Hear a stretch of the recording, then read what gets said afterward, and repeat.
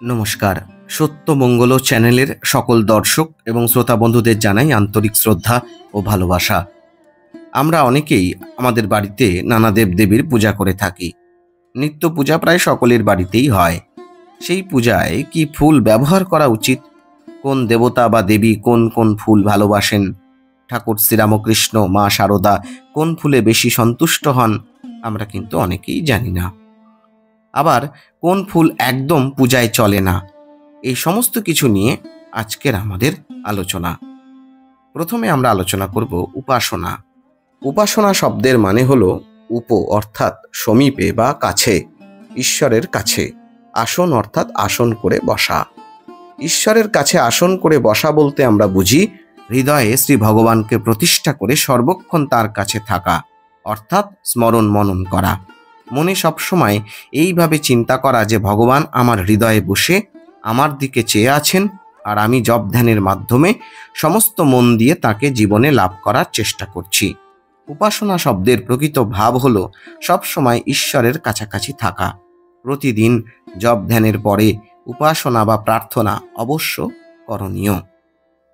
এবার আসছে নিত্য পূজায় কি কি দ্রব্যাদি পুষ্পাদি ব্যবহার করা উচিত, কি উচিত নয়। ধুতরা, কস্তুরী প্রভৃতি ফুল শিব পূজায় প্রশস্ত। অন্যান্য পুরুষ দেবতার পূজায় সাদা ফুল প্রশস্ত, আর স্ত্রী দেবতার পূজা লাল ফুল দিয়ে করতে হয়। রক্তচন্দন এবং জবা শক্তি এবং সূর্য পূজায় প্রশস্ত। মালতী, জাতি, জুথি, জুঁই, বকুল, জবা, শেফালিকা, কাঠটগর এবং কুন্দ ফুল দিয়ে শিব পূজা এবং শ্রীরামকৃষ্ণ দেবের পূজা করতে হয়। শ্রী শ্রী মা শারদা দেবী বলেছেন, সাদা ফুল ঠাকুর ভালোবাসেন, হলদে ফুল আমি ভালোবাসি। বিষ্ণুকে শ্বেত জবা, রক্তপদ্ম, রক্তকরবী এবং শ্বেত অপরাজিতা দ্বারাও পূজা করা যায়। অর্কপুষ্প, ধূস্তর, বৃহতি, শ্মশানস্থিত গাছের ফুল, শেফালিকা এবং বকুল ফুল ভিন্ন ভূমিতে পতিত অন্যান্য ফুল দিয়ে দেবতা পূজা করবেন না। কার্তিক মাসে শিউলি ফুল দিয়ে পূজা করতে হয়। দেবী পূজাতে সাদা ফুল লাগে না। সূর্যকে ধুতুরা এবং বিল্লপত্র, গণেশকে তুলসীপত্র এবং মহাদেবকে শ্বেত জবা দ্বারা পূজা নিষিদ্ধ। উগ্র গন্ধ বিশিষ্ট ফুল দিয়ে শিব পূজা এবং শ্রীরামকৃষ্ণ দেবের পূজা নিষিদ্ধ। শিব এবং সূর্য পূজার অর্ঘ্যে শঙ্খ নিষিদ্ধ। বিল্লপত্র তর্জনী ও অঙ্গুষ্ঠ দ্বারা গ্রহণ করে উপুর করে, তুলসীপত্র অনামিকা, মধ্যমা ও অঙ্গুষ্ঠ দ্বারা ধরে চিৎ করে এবং ফুল যেভাবে গাছে ফুটে থাকে সেইভাবে ধরে দেবতাকে নিবেদন করবেন। বিল্লপত্র অধমুখ করে দেবতাকে নিবেদন করবেন। ঠাকুর বলতেন, ছায়া কায়া ঘটপট সমান। ঠাকুর বলতেন, দেখো এরপর ঘর ঘর আমার পুজো হবে, পরে দেখবে একেই সবাই মানবে, তুমি কোনো চিন্তা করো না। সেই দিনই আমার বলতে শুনলুম। কখনো আমার বলতেন না, বলতেন এই খোলটার বা আপনার শরীর দেখিয়ে এই এর।